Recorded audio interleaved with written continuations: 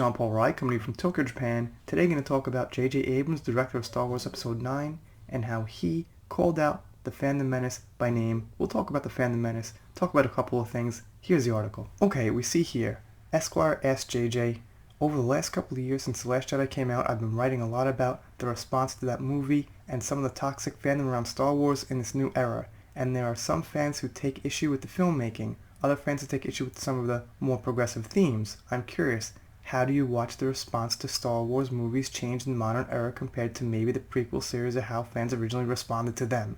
And this is Esquire, so this is Mike Miller, and he calls out Doomcock a lot. He probably calls out Geeks and Gamers a lot, and things like that. And of course, he has to call us toxic. He can't just say criticism. He can't say that there have been legitimate things pointed out. He's got to say toxic, of course. So let's see how JJ responds.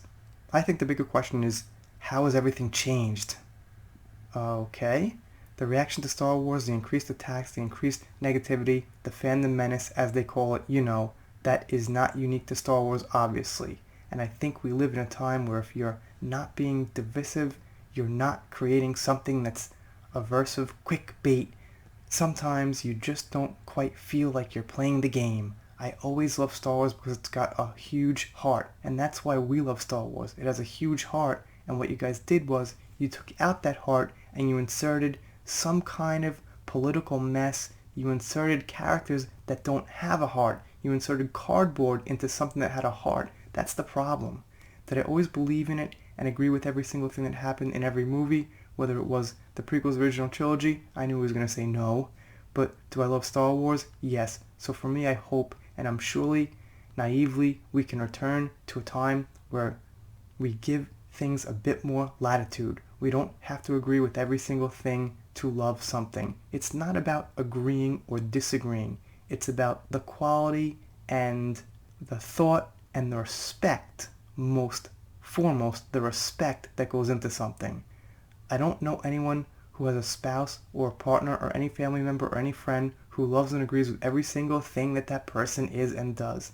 Well, when that person you marry, if it's your spouse, does something disrespectful to you, like, I don't know, they drink titty milk in front of you, it's not about like whether you agree or disagree with them. We have to return, I think, to a nuance and acceptance. And so I feel like as a Star Wars fan, do I love every single thing about each of the movies? No. But do I love Star Wars? Hell yes, I do. And here's the main problem, is that we don't consider what Disney made Star Wars. Of course we love Star Wars when it's actually Star Wars. We don't love a political message put in a high fantasy sci-fi movie about how Holdo is better than Poe, Rose is better than Finn, Rey is better than every man. And this article is pretty long here, and they get into Baby Yoda, and that's a whole separate topic. I wish I could have a fun video get into Baby Yoda. I've got a few things to say on that, but the fact that JJ simply mentioned the Phantom Menace is pretty interesting here. So let's talk about the Phantom Menace for 1 second, because I've never actually stated whether this was a Phantom Menace channel or it wasn't. And the fact is, I don't think there is a Phantom Menace, so to speak. A lot of people like to say world-class bullshitters, geeks and gamers, those big channels make up the Phantom Menace, but they are just a part of the Phantom Menace like anybody. So the whole confusion comes in when the Phantom Menace can be someone like William Shatner. So when William Shatner said something on Twitter against social justice warriors, people said, hey, William, welcome to the Phantom Menace. And I was thinking, well, that can't be right, because, obviously Shatner's not a part of Geeks and Gamers or world-class bullshitters or even Entertainment Hacker. But he's Phantom Menace because he's against social justice warriors. And, I'll say it, he was leaning a little to the right. And he was against politics and things like that in movies. So that makes him Phantom Menace. Anybody who is against social justice warriors and basically forced diversity and diversity for the sake of diversity, not because it's natural diversity in movies, things along those lines are Phantom Menace. And also people who are against fans being pushed around, bullied, called toxic, man baby, things like that are Phantom Menace, okay? It's not just a club you could join. I can't just say, hey, I'm Phantom Menace, guys, so I'm in the club now, I'm in it too. It just doesn't work that way. You know, of course, we've got some main people who you would consider the Phantom Menace, but they're not. They're just members by default. Everybody is a member by default. That's basically how it works. Here's my little collage here.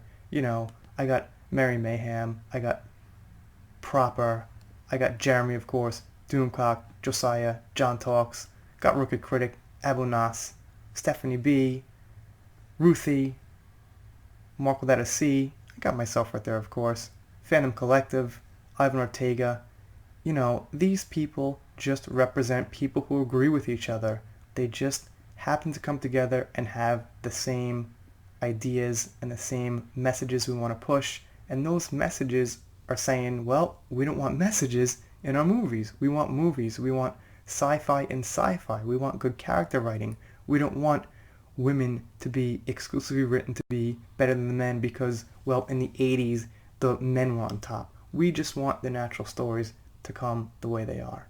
So, is this channel Phantom Menace? It has to be. Because of my attitude. I don't like social justice warriors, and, you know, I just want to see good movies made. That makes me Fandom Menace. Anyway, I'm doing shout-outs, special thanks, things like that. Smash that subscribe button if you haven't, and I will see you next time.